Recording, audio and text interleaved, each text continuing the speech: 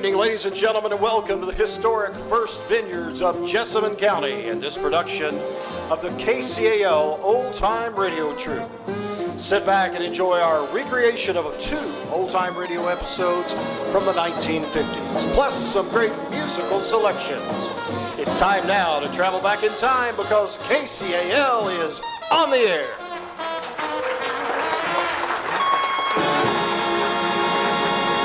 And please make welcome to the microphones, Faith Combs, Adam Higginbotham.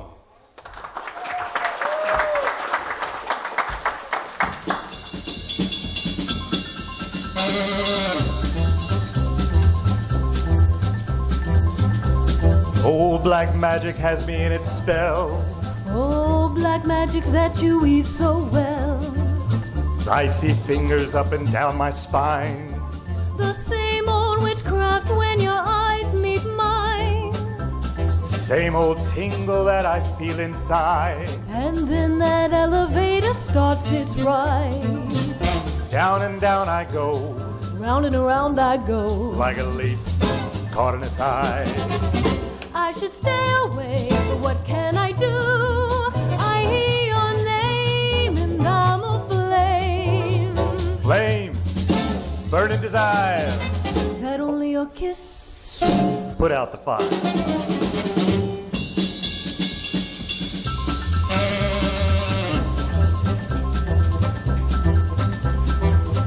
For you're the lover I have waited for. You're the mate that fate had me created for. And every time your lips meet mine, baby, down and down I go. Round and round I go. In a spin, loving the spin I'm in. Under the old black magic called love. oh, in a spin, loving the spin I'm in.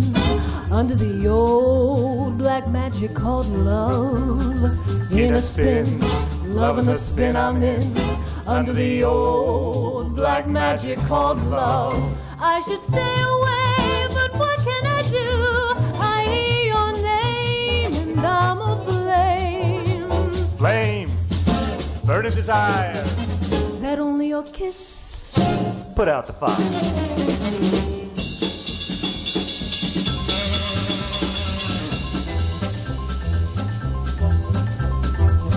For you're the lover I have waited for. You're the mate that fate had me created for. And every time your lips meet mine, baby, down and down I go. Round and round I go.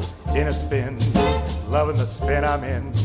Under the old black magic called love. oh, in a spin, loving the spin I'm in. Under the old black magic called love. In a spin, loving the spin I'm in. Under the old black magic called love. Under the old black magic called love.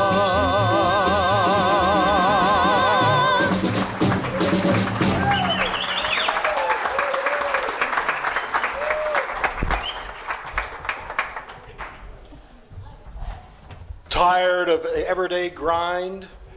Ever dream of a life of romantic adventure? Want to get away from it all? We offer you Suspense. Designed to free you from the four walls of today for a half hour of adventure.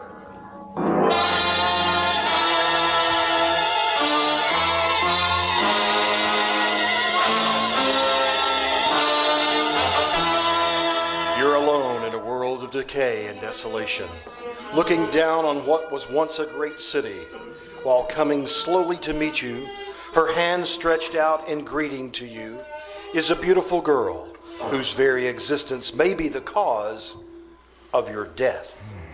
Listen now as Escape brings you Jack London's classic novel, The Scarlet Plague.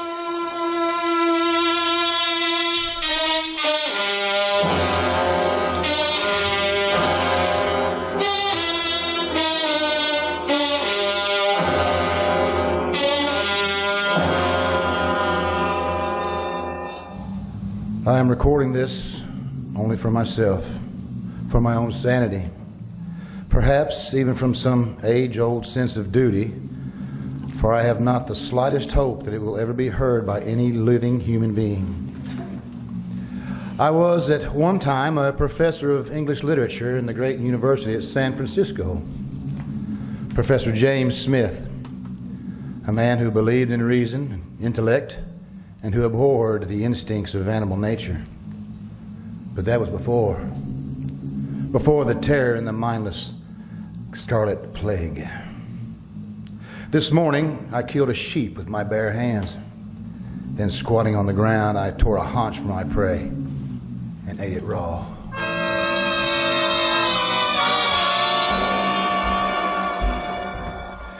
It began simply on a Monday morning, as I recall. I was having breakfast at the counter in the campus cafeteria with Bill Dombey, the physiology department. He was glancing over the page of the morning paper. Oh, I don't know why I do it, Jim. Do what? Buy a newspaper every morning. Nothing changes but the day. Senator so-and-so back in Washington after whirlwind tour. Love nest killing in Omaha. New bomb test at Enwatog scheduled for... What's that item down the corner there? Where? Around the corner right there. It reads, New York fights Scarlet Plague. Oh, that's some news reporter's pipe dream, I suppose. Let's see.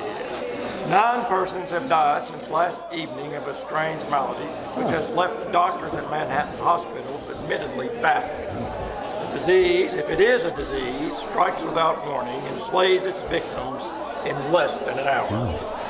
Apparently, the first symptoms are feeling of well-being and lightheadedness, accompanied by a slight rise in temperature.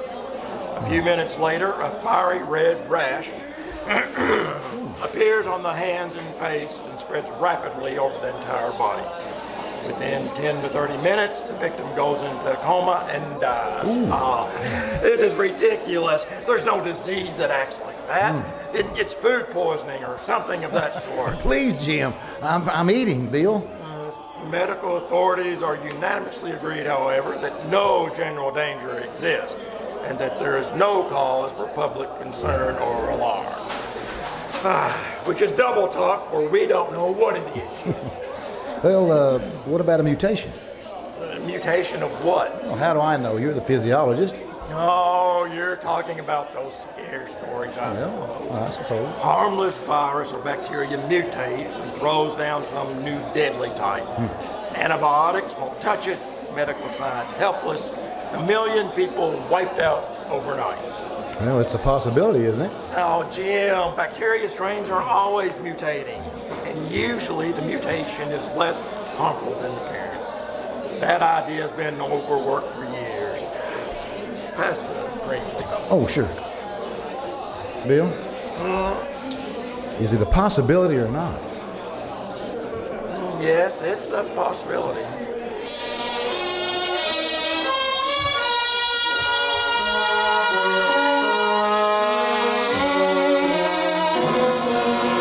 Stalling, Jim. That rook's the only piece you can move, and you know it. Don't rush me now. I've still got the queen back here. Let's see. Teletype now. And here's the latest development on the Scarlet Plague. Oh, the Scarlet Plague. I wouldn't move that if I were you. At this time. The following statement was released a few minutes ago by the Director of the Bureau of Public Health. Up to this hour, the official death toll in Greater New York is 321 persons. In Boston, 94. Washington, D.C., 111. Chicago, 181. It's spreading like wildfire. Philadelphia, Yeah. 4. More totals will be broadcast as they are received. Medical professionals throughout the nation are working around the clock, and it's expected momentarily that the causative agent of the disease will be isolated and an effective treatment prescribed. Meanwhile, stay home and stay calm. And now we return you to dance time. Turn it off, Jim. Okay. How can it spread so fast? It's hard to tell, not knowing the period of incubation, whether it's airborne, contagious by contact, or how long it is contagious before the symptoms show up, not even knowing what it is, in fact. One thing's sure, though, something's got to be done and fast. Yes, well, I guess we can call ourselves lucky out here. There hasn't been a case reported in San Francisco. No, not yet.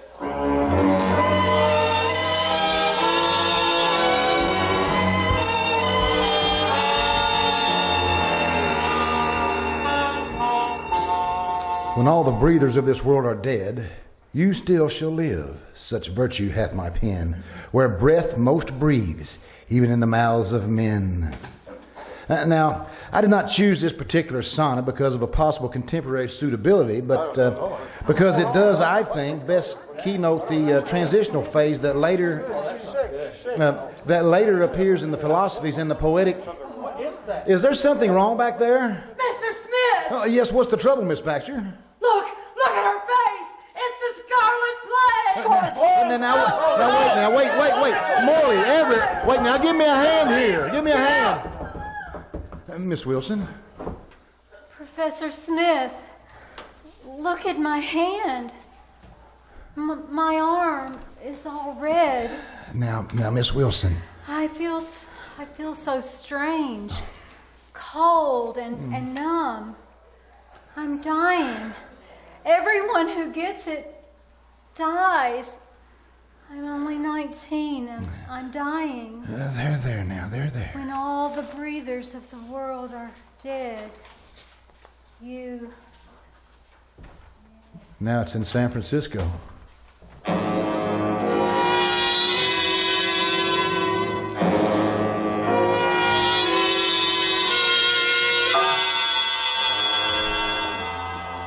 I sat for a long time in the empty classroom, paralyzed by shock, by a strange fear I'd never felt before, the fear of the unknown. The girl had walked into my class smiling and talking. Now she lay dead at the back of the room. Why? How could it happen so suddenly? I mean, what had caused the plague? Where had the terror started and where would it end?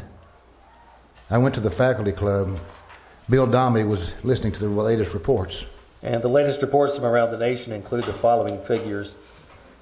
Greater New York estimated 184,000 deaths. Philadelphia estimated 150,000 deaths. St. Louis an estimated 83,000 deaths. Chicago, one moment please.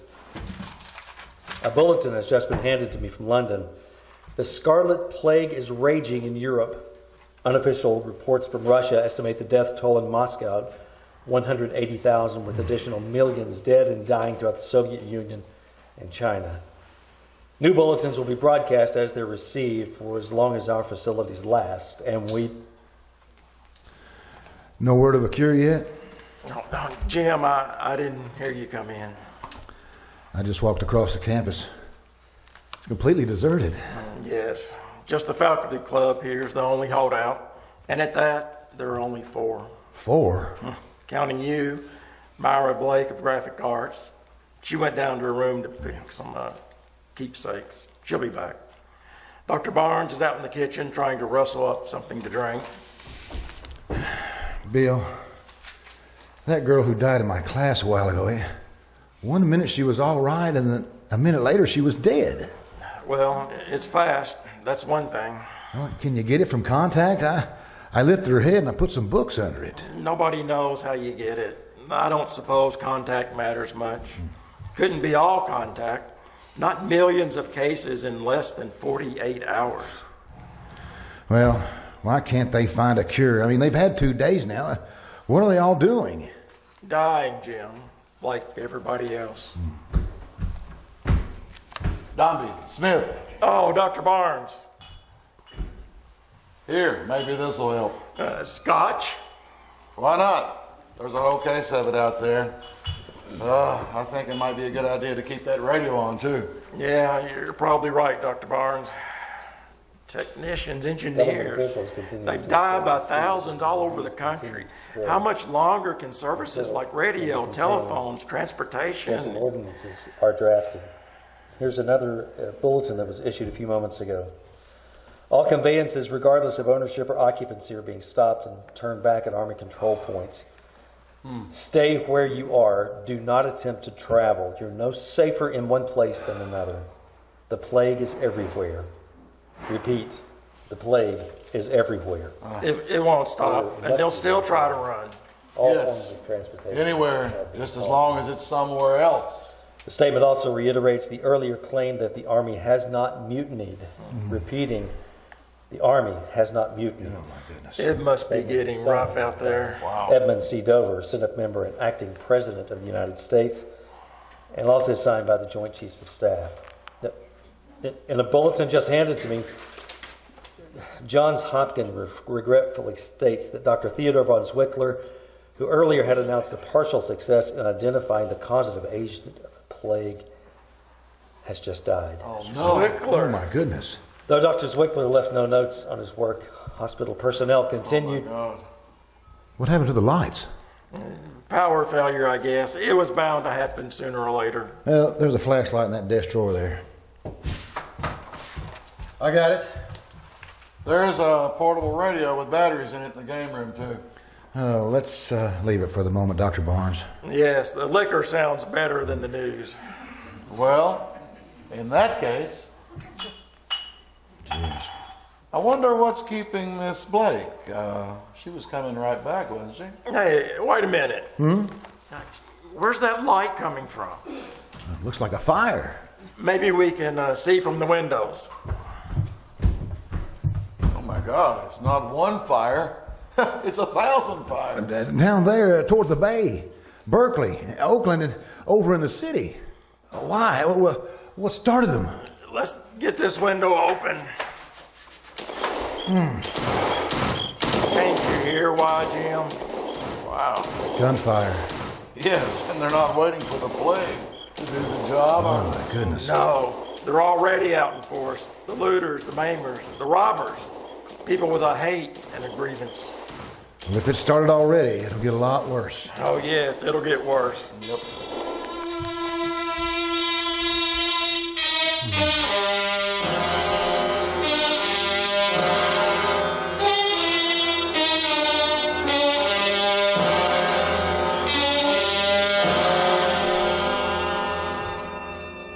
We stood at the window of the faculty club, looking out across the campus, down over the hills toward the bay where fires lit up the growing night, and where even fiercer fires of greed and lust and hate burned in the hearts that were beating their last hours or even seconds of life in this world.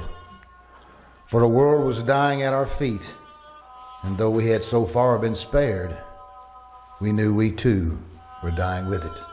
Contact is still being maintained with Buenos Aires, and since London Overseas went silent a few minutes ago, this is now our only contact outside the continental North America. It makes you know you're alone, really alone. Yes, it does. Continues to worsen. We are at present able to maintain contact with only 2 stations in this country. Wow. Washington and Chicago. The West Coast has been silent for some 30 minutes, and we do not know whether we're being heard there at this time. Oh, this is unbelievable. A crazy dream. It can't be happening. Naming a new president of the United States to replace Edmund C. Dover, who died on the Senate platform while attempting to conduct... Oh my gosh, did you hear that? Oh, what's the use? Well, are we still agreed on leaving then? We must. If by some miracle we do survive, we'll be out of food here in 3 days. Yes. And tonight may be the last chance to find any. They're probably looting every store in the Bay Area. Grocery stores, liquor stores, jewelers. More the reason to get shops. started now then, right? Right. If we can make 3 or 4 trips with the station wagon tonight, we ought to be set here for quite a while. What about those pistols, Dr. Barnes? You said there were a couple in the safe? Yes, I will get them. It's funny how things are changing. He was chancellor of this university, and now he's foraging for food. Yes. Well, I'll gas up the station wagon and get it over here so we can... Is anybody here? What? Jim, turn the flashlight on that door. Myra! Jim, thank heaven you're still here. Oh, well, Dr. Barnes was worried about you, Myra. He just went into the other room. I'll tell him you're here. All right, Jim. I was afraid there might not be anybody here. I was hurrying to get back, and I caught my heel on the edge of the sidewalk. And I fell, and I think I hurt my head. tripped and fell. The whole world dying and you trip and fall. Yeah, I guess it is funny. Myra? Bill? What is it? What's wrong? Dr. Barnes is lying just outside. Dead. Plague. Yes. But he got the pistols in here. Thanks. Do you know how to use one of these, Jim? Well, in a general way. Well, we better get started, Bill. We shouldn't be too long, Myra. Oh, you're not going to leave me here alone. Nah, she's right, Jim. I wouldn't want to be left alone either. Well, all right, then, let's go.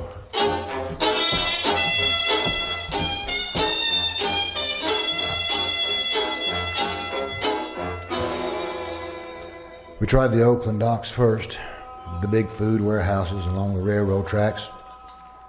It was a dead end. From a mile away, we could see the blaze towering in the night sky. The whole dock area was in flames. We swung the station wagon back onto the ramp and headed across the Bay Bridge toward the city itself.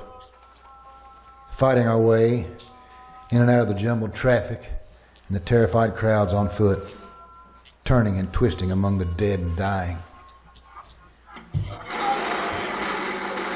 We'd better go back, Bill. This is getting worse every block. Yeah, I know. Trying to get a chance to turn around. There's an alley there by the hotel. Maybe you can edge in there. It's worth a try anyway. Look out, Bill! Hey, watch who you're bumping into. Sorry. I ain't taking a pushing around from nobody. Not no more, not no how. Hey, I told you I was... And that's account of what I got.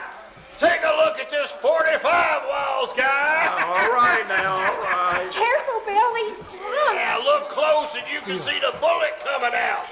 Watch here. Oh, my goodness. Oh, I bet he saw it all right. I bet he got a real good look at that. Oh, my goodness. He's crazy, Myra. Come on. We've got to get out of here. What about the other man? Oh, we'll leave the car. Come on, out this side. This way, Myra. The hotel entrance. Out of the way. One side. Step aside. All right. Come on now. What can we do, Jim? They saw us come in here. They'll be after us any second. The stairway there, next to the elevators. Hurry, Myra. Oh, my goodness. Maybe we can find a room, some place to hide in case they come up the stairs. Try that one, Jim. All right. It's full of people. Hey, look, we got more guests. Sorry. Yeah, come on in and live. Yeah, that's what we're doing. We're living while we're dying. It's a party. Yeah, come on in. We got plenty to eat. We got plenty to drink. 50 pounds of diamonds, tons of money, lots of women, not a worry in the world. Come on, Myra. Let's go. Ah, sore heads. Ah, come on, Lefty, open another bottle. There's not much time. Jim, where can we go? Well, the hotel's about 12 or 14 stories high. The elevators aren't working. I doubt if anybody bothers on one of those top floors. They wouldn't have any reason to climb up there. You want to try it? All right, Jim. Well, let's go.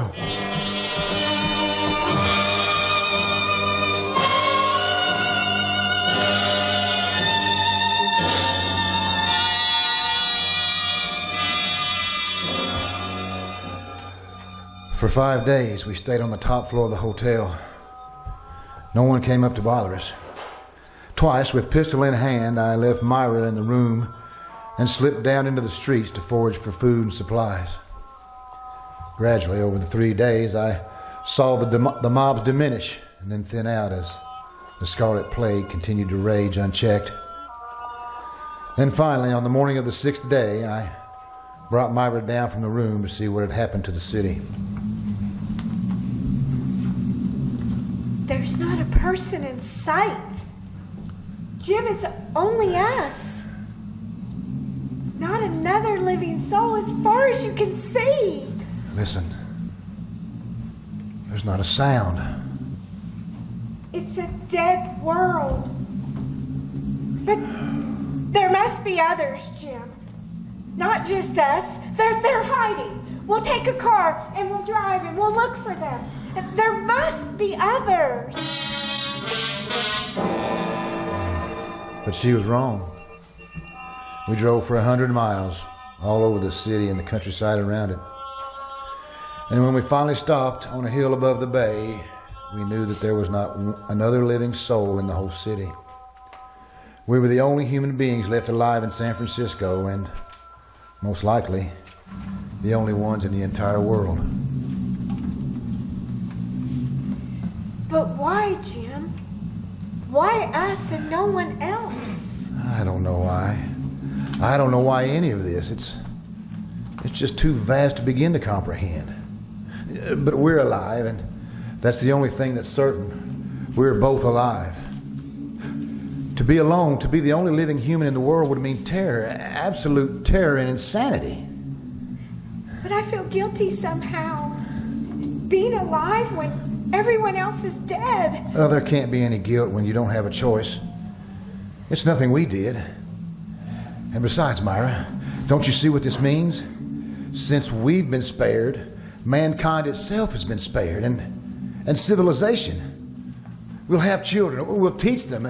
See that they remember and pass on the greatness of the past. Yes. Oh, yes. Together we can do it. We can give mankind another chance. You and I, Myra, we can keep it from being lost forever. Together, everything's different.